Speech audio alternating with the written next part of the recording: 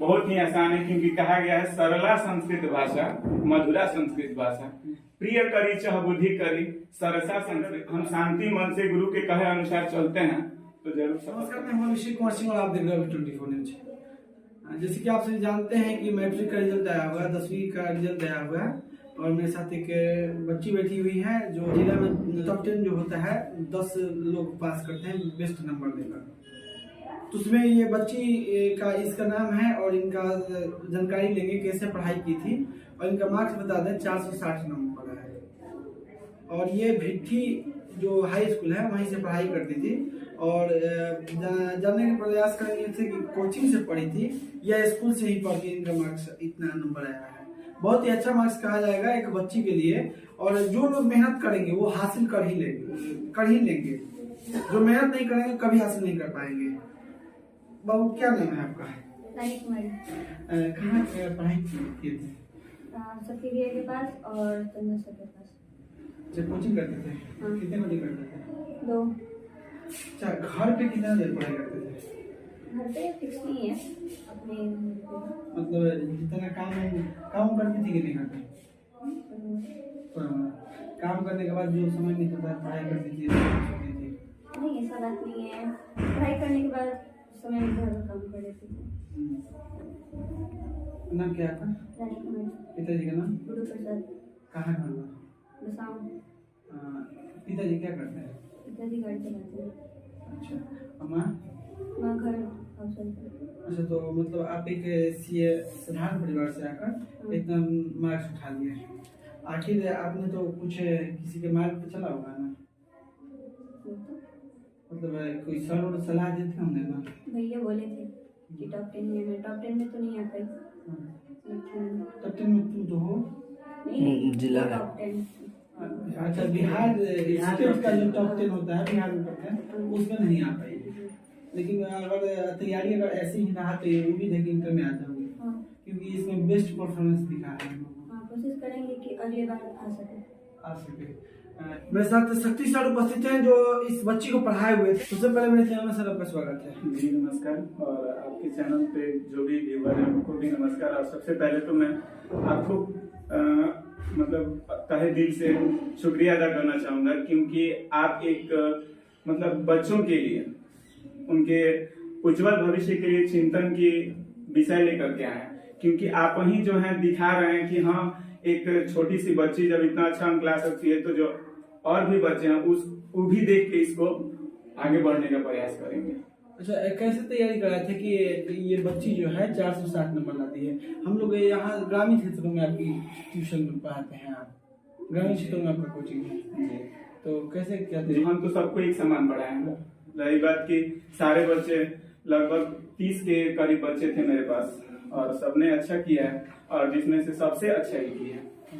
पढ़ाने का तरीका एक देखिए सर, आजकल है कि लोग कॉपी से तैयारी कराते हैं, गाइड से तैयारी कराते हैं, और रही बात हम जो तैयारी कर रहे हैं पुस्तक से कर रहे हैं, क्योंकि पाठ्य पुस्तक से ही क्वेश्चन आता है। रही बात कहीं भी कोई अगर कॉपी से पढ़ा या गाइड से पढ़ा तो घर पे बच्चा भी पढ़ सकता है, क्योंकि गाइड तो ऑलरेडी मार्केट में मिल रहा है, बच्चा लेके घर पे पढ़ सकता है। और रही बात हमारे पास कि हम चैप्टर वाइज चैप्टर पढ़ा के फिर क्वेश्चन आंसर करा के ऑब्जेक्टिव भी साथ में लेके चले। और ऑब्जेक्टिव मतलब दिखवाने का मेरा मकसद ये रहता है कि एक ऑब्जेक्टिव का जो क्वेश्चन होता है वो आपके सब्जेक्टिव का आंसर भी हो सकता है। और हाँ, और एक सब्जेक्टिव का अगर क्वेश्चन होगा ना आंसर, क्वेश्चन का आंसर, तो उसमें बहुत सारा ऑब्जेक्टिव भी हो सकता है। मेरे साथ जो बच्ची बैठी हुई है रानी कुमारी, जिनका मार्क्स 97 नंबर है संस्कृत में, सबसे उच्चतम मार्क्स है इनका। क्या कुछ कहना संस्कृत विषय को? सर, संस्कृत विषय के लिए हम कहेंगे कि लोग इसको बहुत कठिन विषय समझते हैं, लेकिन बहुत ही आसान है, क्योंकि कहा गया है सरला संस्कृत भाषा मधुरा संस्कृत भाषा, प्रिय करी चह बुद्धि करी सरसा संस्कृत भाषा, ना ही शब्द रूप रटनम ना ही धातु रूप रटनम, प्रिय सावधान गुरुवाक्य दिशा चलनम। यानी कि अगर हम शांति मन से गुरु के कहे अनुसार चलते हैं तो जरूर सफलता मिल सकती है। और संस्कृत में अच्छा अंक लाने का इसका श्रेय जाता है कि अच्छा मेहनत की है और पढ़ाई भी जो हुआ है सबसे मस्त हुआ है। जो लड़के नहीं पढ़ते हैं सबसे अधिक आजकल व्हाट्सएप फेसबुक इंस्टा पर भी लगाते हैं और जो मैट्रिक एग्जाम देते हैं फेल हो जाते हैं। उनको क्या प्रेरणा देंगे?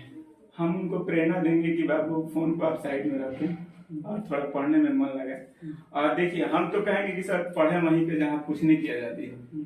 हर लोग अपना थोड़ा पोस्टर पे भी चिपकवाते रहते हैं कि पढ़ो वहीं जहाँ कुछ नहीं किया जाती हो, तो हम भी यही कहेंगे कि पढ़ो वहीं जहाँ कुछ नहीं किया जाती हो। फेसबुक और व्हाट्सएप तो जिंदगी भर चलाना है। और रही बात की अगर एक बार सही नंबर आ जाए मैट्रिक या इंटर में तो फिर लेवल तैयार हो जाए, क्योंकि यही पढ़ाया हुआ हमारे ग्रेजुएशन के लिए भी काफी है। बस धन्यवाद। मेरे साथ जो रानी कुमारी है, बाबू आप संस्कृत में बहुत 97 नंबर, कैसे क्या तैयारी की थी? ये करवाए थे, ऑब्जेक्टिव क्वेश्चन करवाए थे, क्वेश्चन बाद में लिखवाए थे। अच्छा, जो एग्जाम तुम दी वहाँ पर चीट चलता था? अब सारा जगह चलता है तो वहाँ पे भी चलता होगा। तुम चीट करके लिखी हो या अपनी पढ़ाई करके लिखी हो? सच बताना। हाँ, पढ़ाई करके लिखी हूँ और पूछ के, मतलब अगर बोली हूँ तो एक दो क्वेश्चन, ऐसा थोड़ी है कि सबको सब क्वेश्चन याद रहता है। एक दो क्वेश्चन फंसा तो अगर बोल पूछ लो। अच्छा, मतलब ये अपना ही मेहनत कहा जाएगा कि तुम भी एक बताई होगी, तुम भी उनसे पूछी होगी, तो ये तो मेहनत मिल के हो सकता है। लेकिन चीट तो बाहर से लेके नहीं जाती थी ना? नहीं, मुझे खुद डर लगता है चीट से। कहाँ से जो था? सरस्वती विद्या मंदिर महाराज में। अच्छा, आपके पिताजी हैं बगल में, क्या नाम है तुझा आपका? गुरु कुमार प्रसाद। क्या कुछ कहेंगे? बेटी आपकी जिला में टॉप 10 में नाम लाई है। मेहनत की है, पढ़ी है, आगे और पढ़ाई की कोशिश करेंगे। इसके भविष्य के लिए क्या कामना करेंगे? जितना तक पढ़ेंगे उतना तक पढ़ाएंगे। धन्यवाद। मतलब बाबू आपका लक्ष्य क्या है? IPS का। अच्छा, IAS का तैयारी कीजिएगा या IPS का? IPS का। IPS क्यों करना चाहते हैं? लेकिन बहुत अच्छा लगता है। अच्छा लगता है, कहीं ना कहीं वर्दी आपको अच्छा लगता है?